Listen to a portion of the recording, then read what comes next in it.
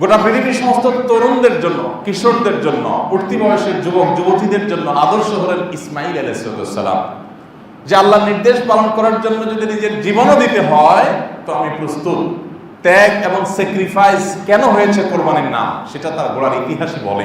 ইব্রাহিম ইসলামের স্ত্রী হাজার, তিনি গোটা পৃথিবীর কিয়ামত পর্যন্ত আগত মায়েদের জন্য আদর্শ, যে নিজের সন্তানকে স্যাক্রিফাইস করার প্রশ্ন আসলেও আল্লাহর দ্বীনের জন্য সেটা করতে প্রস্তুত।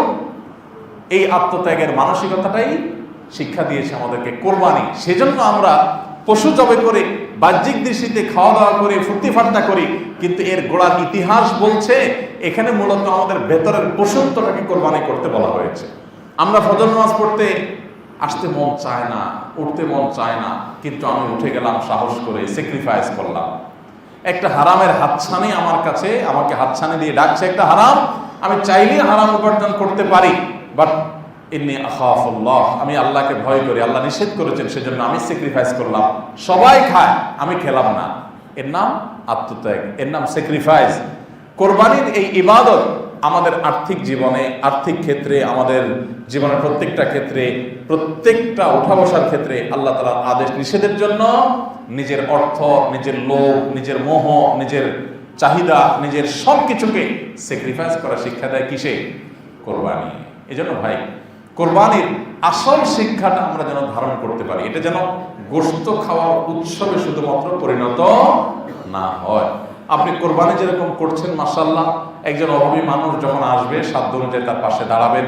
একজন বিপদগ্রস্ত মানুষ যখন আসবে নিজের খাবারটা তাকে মুখে তুলে দেওয়ার চেষ্টা করবেন। এটা হলো কোরবানির শিক্ষা। এখন আপনি শুধু গোশত সব ফ্রিজের মধ্যে ভরতেছেন, আর 6 মাস গোশত কিনা লাগবে না, মোচে তাও দিয়ে বসে আছেন, ফ্রেশ গোশত কিনছেন টেনশন মুক্ত ভাবে, ব্যাস। তো এটা স্যাক্রিফাইস হলো না, এটা কোরবানি হলো না। এই জন্য ভাইরা, কোরবানি তো আমরা ইনশাআল্লাহ অনেকেই করবো, কিন্তু কোরবানির শিক্ষাটা যেন আমরা ধারণ করতে পারি, যে কোরবানি আমাদেরকে কি শিখায়? স্যাক্রিফাইস শিখায়, ত্যাগ শিখায়, প্রত্যেকটা পদে পদে ত্যাগ। একজন তরুণ, তার খারাপ বন্ধু বান্ধব আছে, এই খারাপ বন্ধুগুলো তাকে খারাপের পথে আহ্বান করে, সে ভালো পথে আসলে তারা টিটকারি করে। তো আল্লাহর জন্য এদেরকে স্যাক্রিফাইস করা, এদের সাথে সম্পর্ক কাট করে দেওয়া, চিহ্ন করে দেওয়া। এই চিহ্নটা করবেন কার জন্য? আল্লাহর জন্য। এই হলো স্যাক্রিফাইস, কোরবানি। মনে কষ্ট হয়, ভালো লাগে না, নিজের প্রিয় মানুষ, ভালোবাসার মানুষ, মানে প্রিয় বন্ধু, তাকে ত্যাগ করবো, বাট আল্লাহর জন্য। কারণ হারাম রিলেশন আছে, কিন্তু আল্লাহ তাআলা হারাম করেছেন, এর কারণে কি আমাদের জবাবদিহি করতে হবে, শাস্তির মুখোমুখি হতে হবে, আল্লাহ অসন্তুষ্ট হবেন, আল্লাহর নিয়ামত খাচ্ছি আমি, সেই জন্য আমি আল্লাহর নির্দেশ পালনার্থে ওই সম্পর্কটাকে কাট করলাম। এ হলো স্যাক্রিফাইস। ভোগবাদী এই পৃথিবী আপনাদেরকে সবসময় ভোগের শিক্ষা দিবে, কখনো ত্যাগের শিক্ষা। অন্যান্য পশুদের সাথে আমাদের পার্থক্যের জায়গাটা এখানে, সব পশুরাই ভোগী, তারা ত্যাগী সাধারণত হয় না। জেনারেলি তারা, পশুরা কি হয় না? ত্যাগী হয় না। তারা সবাই কামড়াকামড়ি করে, গাছ যা গুজর যা আছে সে সেভাবে খায়। মানুষকে আল্লাহ তাআলা বিবেক দিয়েছেন, সে ত্যাগ শিখবে, ভোগের পাশাপাশি ত্যাগেরও মহিমা তার মধ্যে থাকবে। একমাত্র রিলিজিয়ন, ধর্ম আপনাকে বলবে স্যাক্রিফাইস করতে, আর বস্তুবাদ এবং ভোগবাদের যে পৃথিবী, সেকুলার যে দুনিয়া, এটা বলবে দুনিয়াটা মস্ত বড়, খাওয়া দাওয়া ফুর্তি করো, আগামীকাল বাঁচবে কিনা বলতে পারো, ব্যাস। এই দুইটার ভিতরে পার্থক্য কি পরিষ্কার বোঝা যাচ্ছে?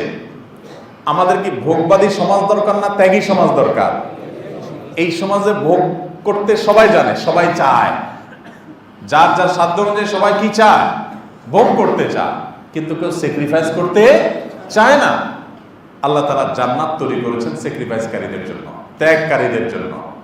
যে আপনি একটা জায়গায় বসে থাকতে পারছেন, বাসে উঠেছেন, পাবলিক পরিবহনে, পাবলিক জায়গায়, প্লেসে গেছেন, আপনি বসে আছেন আরামে, বাট একজন বৃদ্ধ মানুষ দেখেছেন, একজন মহিলা দেখেছেন, একটা শিশু দেখেছেন, একজন দুর্বল মানুষ দেখেছেন, আপনি দাঁড়িয়ে গিয়ে তাকে সিটটা অফার করে দিয়েছেন। এটা করতে মনুষ্যত্ব লাগে, এটা করতে ঈমানি চেতনা লাগে, এটা করতে আখিরাতের চেতনা লাগে। এটা সবাই পারে না। কোরবানি এসে আমাদেরকে সেই স্যাক্রিফাইসের কথা বলে। আপনি রোজাতে ফিরে যান, রোজাও কিন্তু আপনাকে স্যাক্রিফাইসের কথাই বলেছে। কারণ রোজাতে আপনি পানাহার বর্জন করেছেন, সকাল থেকে সন্ধ্যা পর্যন্ত সারাদিন না খেয়েছিলেন, কষ্ট করেছেন, মানুষের কষ্টকে অনুভব করার সুযোগ পেয়েছেন। ঈদ উল ফিতরে গিয়ে মানুষের ঘরে খাবার পৌঁছে দিয়েছেন, এরপর আপনি ঈদগাহে এসেছেন, তাহলে সেটাও আপনাকে কিন্তু স্যাক্রিফাইসই শিক্ষা দিয়েছিল। কোরবানি আপনাকে স্যাক্রিফাইস শিক্ষা দেয়। হজের পুরো ইবাদতই আপনাকে স্যাক্রিফাইস শিখা দেয়। কারণ আপনি দেখেছেন হজ সম্পর্কে আল্লাহ বলেছেন, ফামান ফারাদা ফিহিন্নাল হাজ্জা ফালা রাফাসা ওয়ালা ফুসুকা ওয়ালা জিদালা ফিল হজ। হজে কোনো প্রকার ঝগড়া ঝাঁটে যেন না করে মানুষ, তার মানে স্যাক্রিফাইস করতে হবে।